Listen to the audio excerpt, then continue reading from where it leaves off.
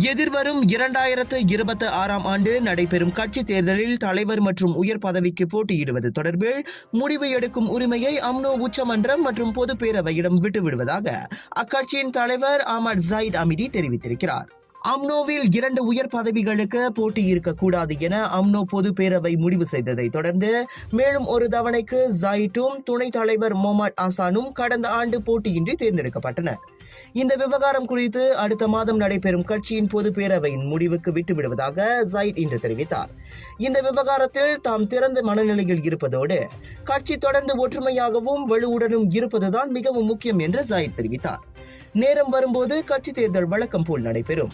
அம்னோவின் சட்ட விதியின் கீழ் ஒவ்வொரு 3 ஆண்டுகளுக்கு ஒரு முறை கட்சி தேர்தல் நடத்தப்பட வேண்டும் என்பதால் அம்னோவின் அடுத்த தேர்தல் 2026ஆம் ஆண்டு நடைபெற வேண்டும்.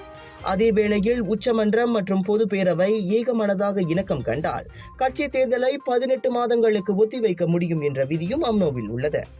அடுத்த ஆண்டு நடைபெறும் கட்சி தேர்தலில் தலைவர் மற்றும் துணைத் தலைவர் பதவிக்கு போட்டி இருக்க வேண்டும் என்பது உட்பட 3 தீர்மானங்கள் நேற்று நடைபெற்ற தெங்காரா அம்னோ டிவிஷன் கூட்டத்தில் நிறைவேற்றப்பட்டன.